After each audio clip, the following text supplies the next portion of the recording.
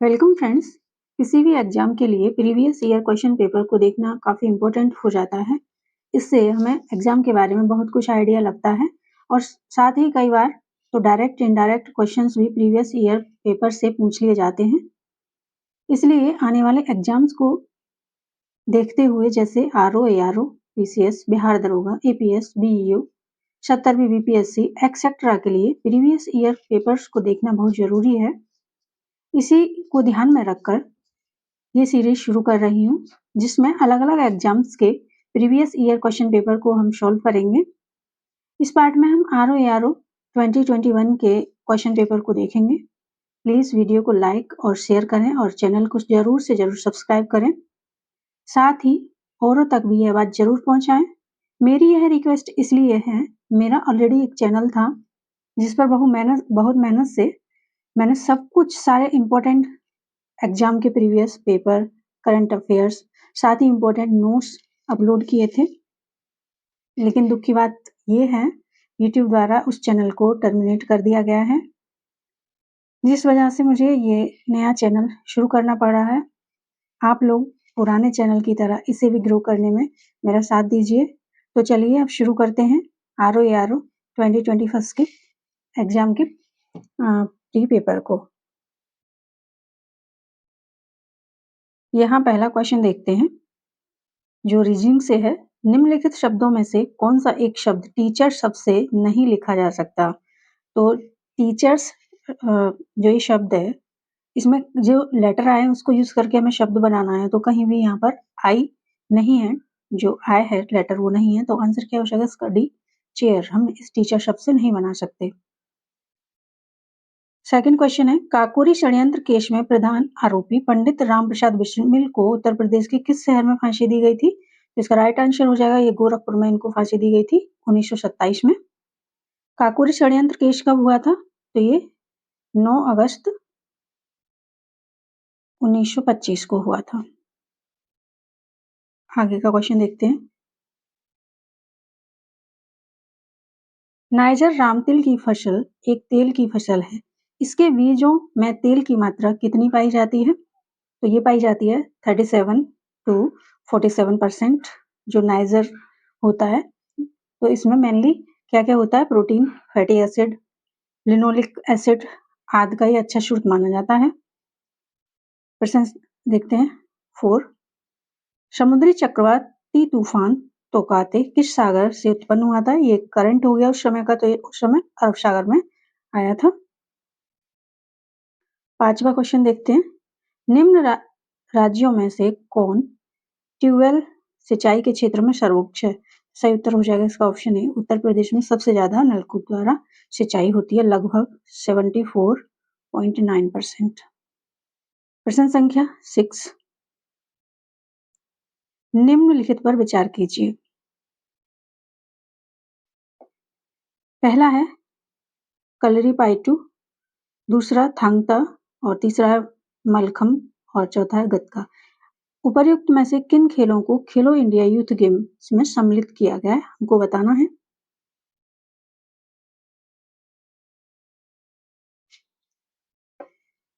तो ये चारों ही यूथ गेम खेलो इंडिया यूथ गेम में सम्मिलित किए गए थे।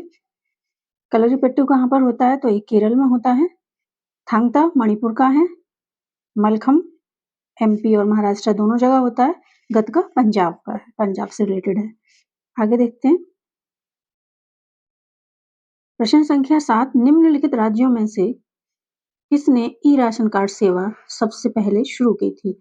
सही उत्तर हो जाएगा इसका डी, ये दिल्ली में सबसे पहले शुरू हुई थी। कब? 2015 में। अगला क्वेश्चन देखेंगे। 17 सितंबर 2021 को शुरू किया गया अखिल भारतीय अभियान एक पहल किससे संबंधित है? तो ये न्याय आपके द्वार पहल से संबंधित है, और ये जो न्यायिक मामले होते हैं उनके लिए शुरू किया गया था। अगला क्वेश्चन देखेंगे। तमरिया जनजाति भारत के निम्नलिखित किस राज्य में पाई जाती है? कौन सी तमरिया जनजाति? तो ये पाई जाती है झारखंड में। तो सही आंसर क्या होगा इसका? Option C, Jharkhand. अगला क्वेश्चन है, संस्कृति के 4 अध्याय पुस्तक के लेखक कौन है? सही आंसर क्या हो जाएगा? ऑप्शन बी, रामधारी सिंह दिनकर द्वारा संस्कृति के 4 अध्याय पुस्तक लिखी गई है, इसे सभी परिचित ही होंगे। अगला क्वेश्चन है, उत्तर प्रदेश की सांस्कृतिक विरासत के संदर्भ में निम्नलिखित कथनों पर सही हमको बताना है। 2 कथन दिए गए, इसमें कौन सा सही है, गलत है। पहला है, इस प्रदेश के अनेक उत्खनित पुरा स्थलों से वैश्विक संदर्भ में कृषि के प्राचीनतम प्रमाण प्राप्त हुए हैं। दूसरा है, प्राचीनतम प्राप्त कृषि अन्न और जौ धान है। तो ये गलत हो जाएगा क्योंकि ये सही है। संत कबीर नगर जो जिला है, वहां पर लहोरा देवी एक जगह जहाँ से चावल के सबसे प्राचीनतम साक्ष्य मिले हैं। किसके मिले हैं? चावल के, यानी जौ के नहीं मिले हैं। तो इसका आंसर क्या हो जाएगा? ऑप्शन ए इसका राइट आंसर हो जाएगा, ऑप्शन ए। अगला क्वेश्चन देखते हैं, क्वेश्चन संख्या 12। निम्नलिखित 2 कथनों, यहाँ पर 2 कथन दिए गए जिसमें एक कारण है और एक अभिकथन है, तो उसका रीजन जो दिया गया है वो सही है, हमको बताना है इसमें क्या गलत है या क्या सही है। अभिकथन है, भारतीय प्रश्नों पर विवेचना के लिए दादा भाई नौरोजी ने 1866 में लंदन में ईस्ट इंडिया एसोसिएशन का गठन किया था। ये बिल्कुल सही है। और इसका रीजन क्या दिया गया, क्यों किया गया था इसका गठन? वह ब्रिटिश जनमानस को प्रभावित करना चाहते थे। तो ये भी सही है, इसका आंसर हो जाएगा ऑप्शन सी इसका सही आंसर हो जाएगा, क्योंकि ये दोनों ही स्टेटमेंट सही है, यानी कारण और उस जो अभिकथन है दोनों ही सही है। अगला प्रश्न देखेंगे 13। यहाँ पर 2 लिस्ट दी गई है जिनको हमें मैच करना है। पहला है चुकंदर, चुकंदर से चीनी बनाई जाती है, सही है। शहद में ग्लूकोज और फ्रुक्टोज दोनों होते हैं। तीसरा है कपास, कपास सेलुलोज होता है, ये भी सही है। दूध में लैक्टोज होता है, ये भी सही है। यानी ये चारों ही सही है। तो क्या हो जाएगा? ऑप्शन डी इसका सही आंसर हो जाएगा, क्योंकि चारों ही सही से सुमेलित हैं। यहाँ पर प्रश्न संख्या 14 जो रीजनिंग का क्वेश्चन है, संख्या क्रम में दी गई है, उसमें गलत संख्या हमको बतानी है। पहला है यहाँ पर 2, उसके बाद है 6। तो पहले इसको करके देखते हैं। हम करेंगे 2 × 2 + 2, तो 6 निकल गया हमारा, आगे वाला जो डिजिट है वो निकल गया। सेकंड में भी यही अप्लाई करते हैं, 2 × 6 = 4। यहाँ पर हम 2 इंक्रीज करके डिजिट ऐड करेंगे, +16 हो जाएगा, यानी ये भी हमारा आंसर निकल गया। यही क्रम हम आगे भी चलाएंगे, 2 × 16 + 6। यहाँ पे हम 6 ऐड करेंगे, क्योंकि इंक्रीज करते जाएंगे, 2 डिजिट हमेशा इंक्रीज करते जाएंगे। तो कितना हो जाएगा ये? 38, यानी ये भी हमारा सही निकल गया है। नेक्स्ट पर यही अप्लाई करेंगे, 2 × 38 + 8, 2 इंक्रीज करके हमें यहाँ पर ऐड करना होगा। कितना आ जाएगा? 84, यानी ये भी सही है इस क्रम के अकॉर्डिंग। नेक्स्ट है 2 × 84 प्लस यहाँ पर कितना ऐड करना है? 10, कितना आ जाएगा? = 178 आ जाएगा। यही गलत हो जाएगा। नेक्स्ट सीरीज हमारा क्या है? 168 है, हमको गलत ही चुनना था। तो आंसर क्या हो जाएगा हमारा? ऑप्शन सी हमारा राइट आंसर हो जाएगा, ऑप्शन सी। अगला क्वेश्चन देखते हैं, ब्रिटिश उपनिवेशवाद के विरुद्ध भोजपुरी में लोकप्रिय कविता फिरंगिया के लेखक कौन थे? किस कवि ने वो लिखी थी फिरंगिया? सही उत्तर क्या हो जाएगा? Option A. ये जो कवि थे ये थे मनोरंजन। अगला क्वेश्चन देखते हैं, प्रश्न संख्या 16 है, निम्नलिखित में से विश्व में मछली उत्पादन में सबसे बड़ा उत्पादक देश कौन सा है? तो सही उत्तर हो जाएगा इसका ऑप्शन बी, चाइना वर्ल्ड में सबसे ज्यादा मछली का उत्पादन करता है। वहीं बात करें इंडिया की, तो इंडिया की पोजीशन 3rd है, 3rd पोजीशन पर है इंडिया। लगभग 8% पूरे वर्ल्ड का वो प्रोडक्शन करता है, किसका? मछली का। प्रश्न संख्या 17, नीचे दिए गए शब्दों को शब्दकोश के अनुसार व्यवस्थित कीजिए तथा उस शब्द को ज्ञात कीजिए जो शब्दकोश में ठीक दूसरे स्थान पर आएगा। यानी हमको फर्स्ट पोजीशन वाला शब्द नहीं बताना है, सेकंड पोजीशन पर क्या आएगा ये बताना है। सबसे पहले 4 ऑप्शन में देखते हैं, सी सब में है, देन ओ सब में आया हुआ है, उसके बाद यहाँ पर यू है, इट मीन्स ये पहले ही खत्म हो जाएगा। उसके बाद देखेंगे यहाँ पर, तो ये भी खत्म हो जाएगा क्योंकि फोर्थ अल्फ़ाबेट यहाँ पे एफ हो जाता है, ये भी खत्म हो जाता है। इसके बाद देखते हैं, सी के बाद यहाँ एल आया हुआ है, सी के बाद इधर ई आया हुआ है, यानी फर्स्ट पोजीशन पर आएगा बी, और हमको क्या बताना, सेकंड स्थान, यानी सेकंड पोजीशन पर क्या आएगा, कंक्लूजन। आंसर हो जाएगा ऑप्शन ए। अगला क्वेश्चन देखेंगे, मुगल बादशाह द्वारा नियुक्त बंगाल का अंतिम सूबेदार कौन था? तो ये थे मुर्शिद कुली खां। राइट आंसर ऑप्शन ए हो जाएगा, मुर्शिद कुली खां। प्रश्न संख्या 19, तुलसी के पौधे का औषधीय महत्व निम्नलिखित की उपस्थिति के कारण होता है, यानी तुलसी जो होता है पौधा, उसका औषधीय महत्व किस तत्व के कारण होता है, उसमें ऐसा क्या होता है जिसकी वजह से वो औषधीय होता है? तो इसमें क्या होता है, फिनॉल एवं फ्लेवोनोइड्स होते हैं जो इसको औषधीय गुण प्रदान करते हैं। तो सही आंसर क्या हो जाएगा, ऑप्शन सी हमारा इसका सही उत्तर हो जाएगा। प्रश्न संख्या 20, निम्नलिखित में से कौन सा लौह इस्पात संयंत्र नदी तट पर स्थित नहीं है? ऑप्शन ए है भिलाई, ऑप्शन बी है बोकारो, ऑप्शन सी है जमशेदपुर और ऑप्शन डी है भद्रावती। तो राइट आंसर क्या हो जाएगा इसका, भिलाई। भिलाई कहाँ है, किसी भी नदी पर नहीं है, जबकि बोकारो दामोदर नदी पर अवस्थित है, जमशेदपुर स्वर्णरेखा नदी पर है, भद्रावती भद्रा नदी पर ही अवस्थित है। तो चलिए आगे देखेंगे, यहाँ पर दो लिस्ट दी गई हैं, एक में पंचवर्षीय योजना दी गई है और वो किस मॉडल पर थी, वेस्ट, ये बताना है हमको। ऑप्शन ये है, ये प्रथम है, सबसे मतलब फर्स्ट जो हमारी 5 ईयर प्लान था वो किस मॉडल पर आधारित था, तो ये था हेरोड डोमर मॉडल, यानी 2 हो जाएगा इसका मैच। जो सेकंड द्वितीय थी वो थी महालनोबिस मॉडल पर आधारित था, हमारी जो पंचवर्षीय योजना थी। तृतीय यानी थर्ड थी एस चक्रवर्ती मॉडल पर आधारित, और फोर्थ थी अशोक रुद्र मॉडल पर आधारित थी। तो इट मीन्स इसका आंसर हो जाएगा 2413, यानी बी ऑप्शन इसका सही आंसर हो जाएगा, करेक्ट आंसर हो जाएगा। आगे देखते हैं, प्रश्न संख्या 22, भारत के कृषि उत्पाद व्यापार व वाणिज्य बिल 2020 में निम्न में से किसका उल्लेख नहीं किया गया था? तो जो ये बिल आया था वाणिज्य बिल, इसमें मिनिमम सपोर्ट प्राइस यानी न्यूनतम समर्थन मूल्य का जिक्र नहीं किया गया था।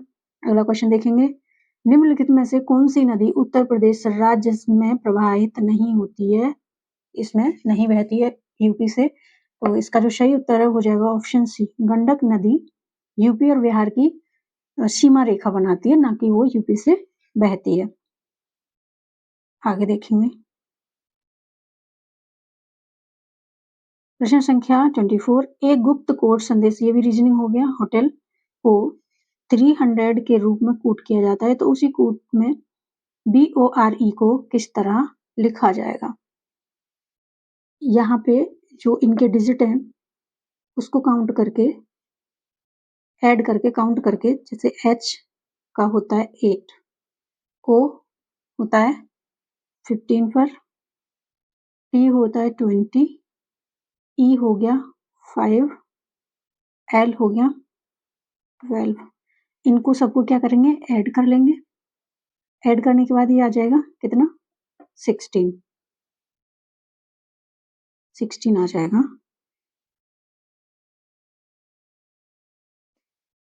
8 + 15 + 20 + 5 + 12 इक्वल टू हो जाएगा 16। ये कितने लेटर हैं, 5 है, मल्टीप्लाई बाय 5 कर लेंगे, 300 आ जाएगा। सेम इसी प्रोसेस से हम करेंगे जब BOR के साथ, तो तब हम वहाँ पे क्या करेंगे, 4 से उसमें मल्टीप्लाई करेंगे, क्योंकि डिजिट के अकॉर्डिंग मल्टीप्लाई करेंगे, और तब आंसर क्या हो जाएगा हमारा, राइट आंसर हो जाएगा 160, यानी बी ऑप्शन हमारा सही हो जाता है। आगे देखेंगे,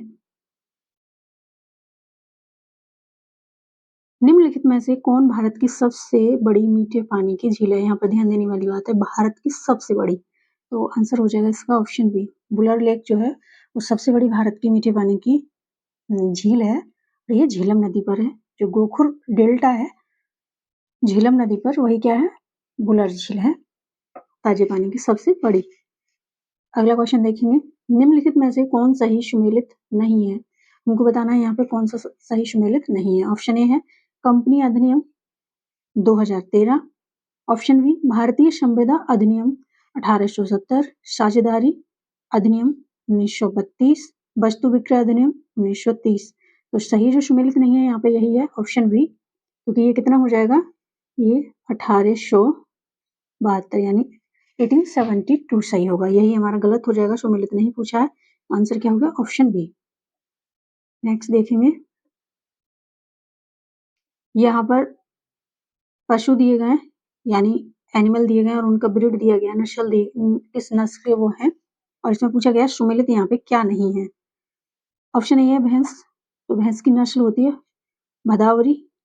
ऑप्शन बी गाय, सिंधी होती है इसकी नस्ल जो ब्रीड होती है। बकरी, जमुनापारी, सही है। भेड़ थारपारकर होती है, नहीं, थारपारकर एक गाय की नस्ल है ना कि भेड़ की, तो यही गलत हो गया। आंसर हो गया ऑप्शन डी। आगे देखेंगे, निम्नलिखित में से किस वर्ष प्रयागराज उत्तर प्रदेश के किले पर अंग्रेजों का अधिकार स्थापित हुआ था? तो राइट आंसर क्या हो जाएगा इसका, ऑप्शन डी। 1797 में अंग्रेजों का जो अधिकार था वो स्थापित हो गया था। आगे देखेंगे, प्रश्न संख्या 29, धूपगढ़ चोटी निम्नलिखित राष्ट्रीय उद्यानों में से किस में स्थित है? तो ये आंसर इसका हो जाएगा ऑप्शन ए, सतपुड़ा राष्ट्रीय उद्यान में ये अवस्थित है, जो कहाँ है, एमपी में। प्रश्न संख्या 30, अंग्रेजों के विरुद्ध बनारस विद्रोह का नेतृत्व किसने किया था? तो ये किया था राजा चैत सिंह ने अंग्रेजों के विरुद्ध। क्यों किया था? क्योंकि इनसे क्या किया था, युद्ध हुआ था, उसका कर इन्होंने मांगा, उसका टैक्स मांगा कितना, 1 लाख रुपए, तो इन्होंने उसी के विरोध में विद्रोह किया था। प्रश्न संख्या 31, निम्नलिखित खाद्य पदार्थों में से कौन सा सभी आवश्यक अमीनो अम्ल का सर्वोत्तम स्रोत है, यानी सबसे ज्यादा अमीनो अम्ल किस में मिलता है? तो राइट आंसर क्या हो जाएगा, ऑप्शन सी हो जाएगा, अंडे में सबसे ज्यादा मिलता है अमीनो अम्ल, तो सही उत्तर हो जाएगा हमारा ऑप्शन सी। अगला क्वेश्चन देखते हैं, निम्नलिखित में से भिन्न को चुनिए। ये भी रीजनिंग का क्वेश्चन है और यहाँ पे हमें अलग बताना है, अलग क्या है। वही सेम पैटर्न होगा इसमें भी, जो ये दो शब्द हैं जे और आर, इसका डिफरेंस क्या है, दोनों के बीच का डिफरेंस क्या है, ये हमको बताना है। तो जे कितने नंबर पे आएगा, 10 पे आएगा जे, आर आएगा 18। 8 का यहाँ पे क्या है, डिफरेंस है, 8 का डिफरेंस हो गया। इसी तरह आर हो गया 18, वी हो गया 22। तो यहाँ पे दोनों के बीच का जो अल्फाबेट होगा उनका अंतर कितना आ जाएगा, 3 आ जाएगा। इसी तरह करते जाना है। ई 5वें नंबर पर होता है और के कितना होता है, 7 के, सॉरी 11 पे होता है। ई होता है 5, के होता है 11, दोनों का डिफरेंस कितना हो जाएगा, 5 हो जाएगा। तो इस पैटर्न के हिसाब से सही है। इसी तरह डी 4 होता है, जी कितना होता है 7, दोनों का डिफरेंस कितना होगा 2। इसके जो बीच वाले अल्फाबेट है हमें उसका सिर्फ डिफरेंस देखना है, तो राइट आंसर ऑप्शन ए हो जाएगा, क्योंकि इसी का डिफरेंस कितना आ रहा था, 8 आ रहा था, जबकि यहाँ पे कितना दिया गया, 6 दिया गया। आगे देखेंगे, निम्नलिखित में कौन से भारतीय राष्ट्रपति लोकसभा अध्यक्ष भी रहे हैं? कौन से राष्ट्रपति ऐसे हैं जो लोकसभा के अध्यक्ष भी रहे हैं? तो सही आंसर हो जाएगा ऑप्शन डी, ये नीलम संजीव रेड्डी थे, जो लोकसभा के अध्यक्ष भी रहे राष्ट्रपति के साथ साथ। प्रश्न संख्या 34, वैश्विक जलवायु जोखिम सूचकांक किस संगठन द्वारा प्रकाशित किया जाता है? यानी ग्लोबल क्लाइमेट रिस्क इंडेक्स को कौन पब्लिश करता है? तो आंसर क्या हो जाएगा, ऑप्शन बी, जर्मन वॉच द्वारा इसको प्रकाशित किया जाता है। प्रश्न संख्या 35, निम्नलिखित में से किस वर्ष वर्तमान उत्तर प्रदेश का प्राय संपूर्ण क्षेत्र बंगाल प्रेसिडेंसी से अलग करके आगरा प्रेसिडेंसी के अधीन कर दिया गया था? तो ये किसके अकॉर्डिंग किया गया था? ऑप्शन बी इसका सही आंसर हो जाएगा, ये 1833 के आधार पर इसको, और सॉरी ये कब किया गया था, 1833 ईस्वी में ये अलग कर दिया गया था। आगे देखते हैं, प्रश्न संख्या 36, नदी का जल प्रदूषण मापा जाता है, जो नदी में पॉल्यूशन होता है वो किसके द्वारा मापा जाता है? तो ये उसमें जो जल है उसमें जो घुली ऑक्सीजन होती है उसकी मात्रा के हिसाब से इसको मेजर किया जाता है। प्रश्न संख्या 37 निम्नलिखित में से कौन भारत आने वाला यात्री पुर्तगाल देश का नहीं था, यानी पुर्तगाली कौन नहीं था जो आए थे ट्रेवलर? पहला है डुआर्ट बारबोसा, बी है डोमिंगो पायस और सी है पीटर मुंडी। तो ये कहाँ के थे? ब्रिटेन का था ये, यही आंसर हो जाएगा। बाकी ए बी डी ये तीनों ही कहाँ के थे? पुर्तगाली थे। पीटर मुंडी ब्रिटेन का था, तो हमको बताना है पुर्तगाल का कौन नहीं था, तो पीटर मुंडी नहीं था। चलो आगे देखते हैं। संगम योजना का मुख्य उद्देश्य है, तो ये किसके लिए शुरू की गई थी? ये विकलांगों के कल्याण में वृद्धि करने के लिए शुरू की गई थी। कब शुरू की गई थी ये? 15 अगस्त 1996 को ये शुरू की गई थी। इसके अकॉर्डिंग क्या किया जाता था? जो विकलांग लोग थे उनको उनके कल्याण के लिए 15,000 रुपये उनको सहायता दी जाती थी। आगे का क्वेश्चन देखते हैं। यहाँ पे लिस्ट दी गई है और बताना सुमेलित क्या नहीं है। यहाँ पे ट्रेवलर है और वो कब आए थे ये बताना है। ऑप्शन ए है फायन 399 से 414 ईस्वी के बीच में यहाँ आया। ऑप्शन बी है हिंगशंग 629 से 645 ईस्वी में आया। ऑप्शन सी इत्सिंग 679 से 695 ईस्वी में आया। ऑप्शन डी है अलमशूदी 957 ईस्वी में आया। तो इसका जो आयोग ने आंसर माना है, सही किसको माना है? इत्सिंग को माना है। यही मतलब उसकी टाइमिंग जो है गलत यहाँ पर शो हुई है। वो कब आया था, कब माना है इसको? 671 से 693 तक इसका टाइम पीरियड माना है आयोग ने। चलिए आगे क्वेश्चन देखते हैं। जून 2021 में इटली ने भारत में अपना पहला फूड मेगा पार्क निम्नलिखित किस जगह पर शुरू किया था? तो ये कहाँ शुरू किया था? ऑप्शन बी इसका सही आंसर हो जाएगा। फड़ीदर एक जगह है गुजरात में, गुजरात के महसाणा में ये पड़ता है, यहीं पर ये शुरू किया गया था। प्रश्न संख्या 41 2011 की जनगणना के अनुसार निम्नलिखित में से भारत के किस केंद्र शासित प्रदेश में न्यूनतम लिंगानुपात पाया जाता है? तो सबसे कम सेक्स रेशियो कहाँ पर है? दमन एंड दीव में। ये कितना है? 618 पर 1000 पर। तो ये इसका राइट आंसर हो जाएगा ऑप्शन बी। चलिए आगे देखते हैं। प्रश्न संख्या 42 दक्षिण एशियाई क्षेत्र के लिए भारत का 6 सूत्री प्रस्ताव भारत के किस प्रधानमंत्री द्वारा प्रस्तुत किया गया था? तो ये ऑप्शन बी इसका राइट आंसर हो जाएगा। अटल बिहारी वाजपेयी जी द्वारा ये प्रस्तुत किया गया था। अगला क्वेश्चन देखते हैं। निम्नलिखित ये क्या है? रीजनिंग आ गया है यहाँ पे। तो ये क्वेश्चन देखते हैं। निम्नलिखित अनुक्रम में ऐसे कितने 3 हैं जिनके ठीक पहले ना तो 6 है और ठीक बाद में ना 9 है, यानी 3 के पहले 6 नहीं है और ठीक बाद में 3 के 9 नहीं है। तो ऐसे कितने 3 हमको बताने हैं। सबसे पहले देख लेते हैं कहाँ कहाँ ये है।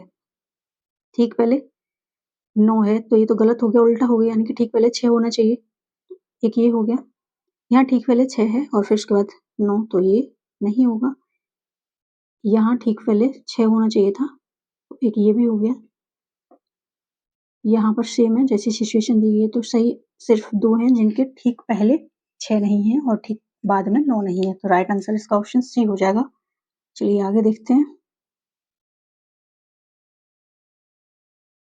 निम्नलिखित में किस शहर को जून 2021 में घोषित इंडिया स्मार्ट सिटी अवार्ड 2020 की सामाजिक पहलू श्रेणी में विजेता घोषित किया गया था? सही उत्तर हो जाएगा इसका ऑप्शन ए। आंध्रा के तिरुपति शहर को ये अवार्ड दिया गया था।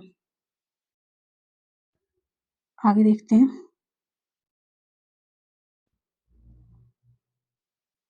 कानपुर उत्तर प्रदेश स्थित भीतर गांव मंदिर के संदर्भ में निम्नलिखित कथनों में से कौन सा सही है हमको बताना है। इस मंदिर का निर्माण 5वीं सदी से 6वीं सदी ईस्वी के मध्य हुआ। ईंटों से निर्मित यह भारत के प्राचीनतम मंदिरों में से एक है। तो ये दोनों ही स्टेटमेंट सही है। राइट आंसर इसका सी हो जाएगा। ये जो मंदिर है इनकी जो दीवार है वहां पर रामायण महाभारत और पुराणों की बारे में लिखा गया है। चलिए आगे देखते हैं। निम्नलिखित समूह में से कौन एक अलग है? इनमें से अलग क्या है हमको बताना है। टोक्यो जापान की कैपिटल है। लंदन ब्रिटेन की कैपिटल हो गई। न्यूयॉर्क क्या है? एक शहर है यूएसए का। बीजिंग चाइना की कैपिटल है, तो आंसर क्या हो जाएगा इसका सही? न्यूयॉर्क, क्योंकि हमको अलग ही चुनना था। चलिए आगे देखते हैं। प्रश्न संख्या 47, ब्रिटिश भारत में सैन्य बल पर केंद्रीय राजस्व का कुल कितना प्रतिशत व्यय होता था? तो आयोग ने इसका आंसर माना है 40%, यानी ए ऑप्शन बिल्कुल सही माना है कि 40% खर्च होता था। लेकिन अगर आप सोर्स में जाकर देखोगे तो वहां पर 52% दिया गया है, यानी लगभग डी आंसर इसके करीब है, लेकिन आयोग ने कितना माना है? 40%। चलिए आगे। प्रश्न संख्या 48, निम्नलिखित घटनाओं पर विचार कीजिए और कालक्रम अनुसार व्यवस्थित कीजिए, यानी क्रोनोलॉजिकल ऑर्डर में इनको हमें बनाना है। पहला है सामुदायिक विकास कार्यक्रम की शुरुआत यानी सीडीपी की स्टार्टिंग कब हुई थी? प्रजातांत्रिक विकेंद्रीकरण की संस्तुति कब की गई थी? की विलेज स्कीम की शुरुआत यानी केवीएस की शुरुआत कब की गई? जिला ग्राम विकास अभिकरण डीआरडीए की जिला स्तर पर स्थापना कब की गई थी? तो ये जो सीडीपी है ये कब इसके शुरू कब किया गया था? 2 अक्टूबर 1952 में ये शुरू किया गया था। प्रजातांत्रिक विकेंद्रीकरण की संस्तुति की गई थी नवंबर 1957 में। की विलेज शुरू किए गए थे, स्कीम शुरू की गई थी अगस्त 1952 में। और डीआरडीए कब स्थापना की गई थी डीआरडीए की? तो ये अप्रैल 1999 में की गई थी। इसका जो राइट आंसर है वो क्या हो जाएगा? ऑप्शन सी इसका सही उत्तर हो जाएगा। सबसे पहले आ जाएगा की विलेज स्कीम की शुरुआत यानी अगस्त 1952 में हुई थी। चलिए आगे देखते हैं।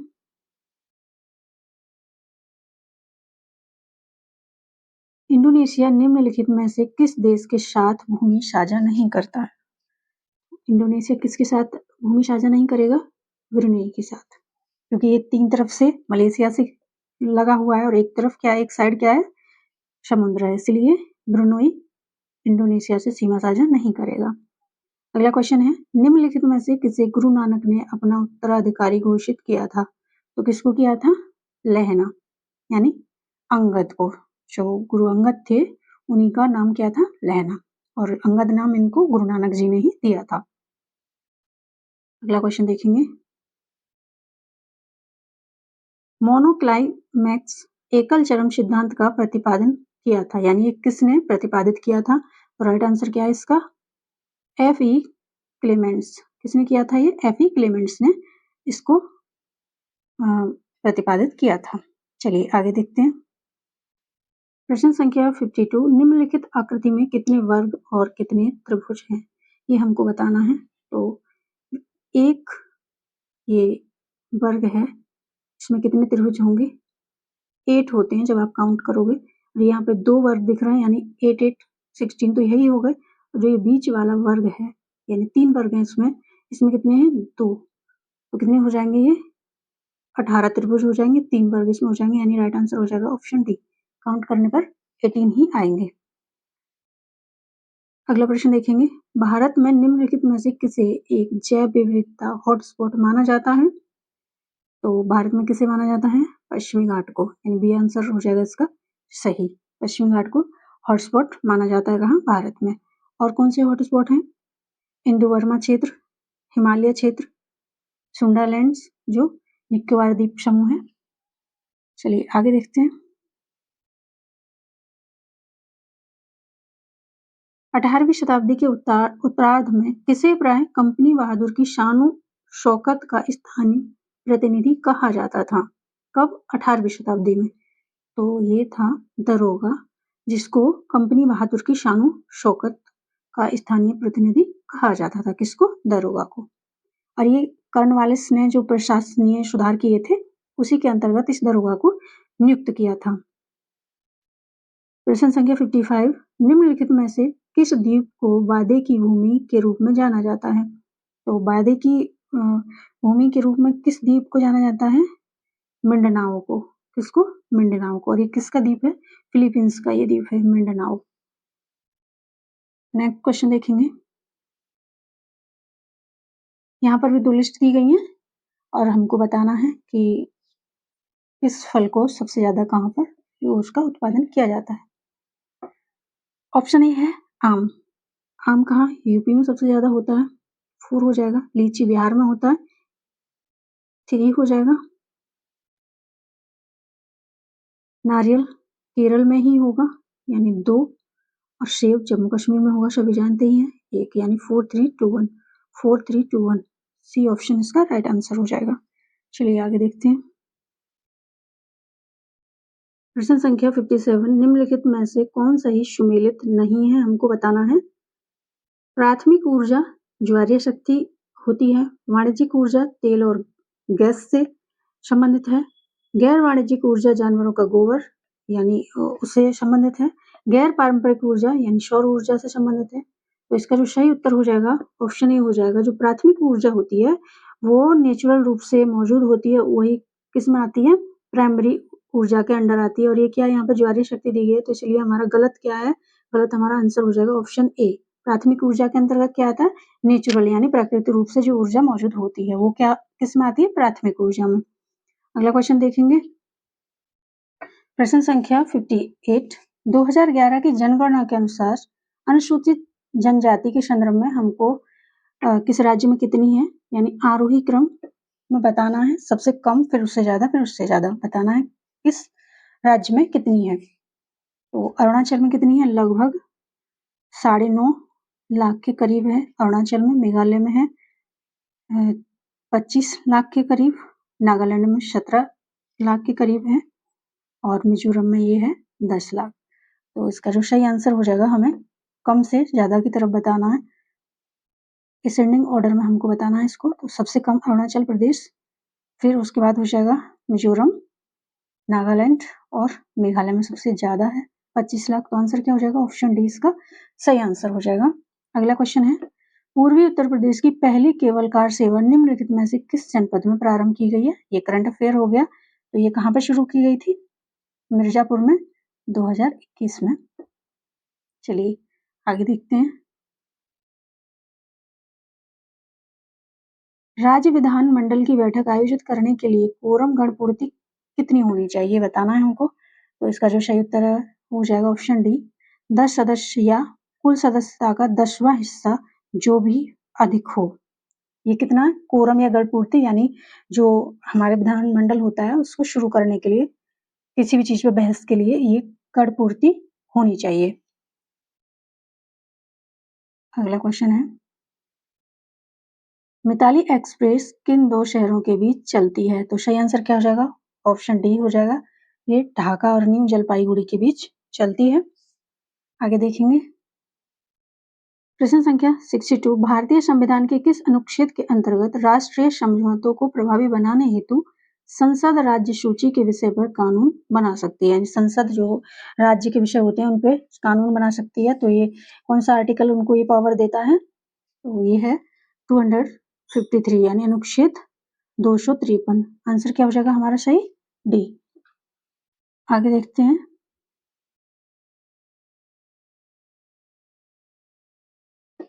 फोर्ट विलियम कॉलेज कलकत्ता के संदर्भ में कौन सा कथन सही है, हमको बताना है। इसकी स्थापना 10 जून 1800 ईस्वी को कलकत्ता के फोर्ट विलियम कॉम्प्लेक्स में हुई थी। इसकी स्थापना का मुख्य उद्देश्य ब्रिटिश अधिकारियों को भारतीय भाषाओं की शिक्षा देना था। तो इसका जो सही आंसर है ये हो जाएगा ऑप्शन बी, क्योंकि इसकी 10 जून को नहीं 10 जुलाई को स्थापना हुई थी। तो सही आंसर हमारा हो गया ऑप्शन बी। चलिए आगे देखते हैं।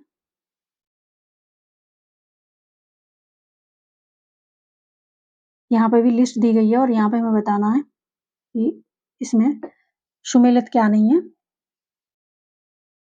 हॉट स्प्रिंग दिए गए हैं और स्टेट में वो कहाँ सिचुएटेड है ये हमको बताना है। ऑप्शन ए है हिमाचल प्रदेश, तो मणिकरण हिमाचल में ही है, सही हो जाएगा। उड़ीसा में तप्तपानी है, ये भी सही है। महाराष्ट्र में क्या है? ब्रजेश्वरी, तो ये भी सही है। ऑप्शन डी है गुजरात नारायणी, नारायणी गुजरात में नहीं है, ये कहाँ है? राजस्थान में है। तो सही आंसर हमारा हो जाएगा ऑप्शन डी, क्योंकि हमको गलत बताना था कि कौन सा मैच नहीं है। आगे देखेंगे। विद्युत जिस पर तार से संबंधित है, उसी प्रकार पानी संबंधित है। यानी जो लाइट है, जिस तरीके से उसका तार से संबंध है, उसी तरह जो पानी है वो किससे संबंधित है? तो राइट आंसर हो जाएगा पाइप, क्योंकि जब पानी की सप्लाई करोगे तो उसी तरह हम पाइप को यूज करते हैं।